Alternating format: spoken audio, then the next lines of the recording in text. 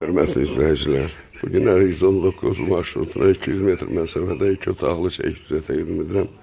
Bu evimizin həyətidir belə. Uzun sof. Belə gəldi. Belə bir həyəti var. Belə bir həyət var. Kürsülü kombisi var. Burada istif oldu. Hamam aksuarları quraşdırılıb, istif oldu.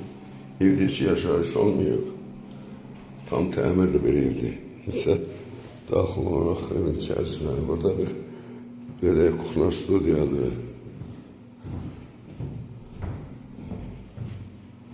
Elə bir kuxna studiya. Burada isə yataq otağıdır, belə bir yataq otağıdır. Pəncərələr maliyyəsizdir.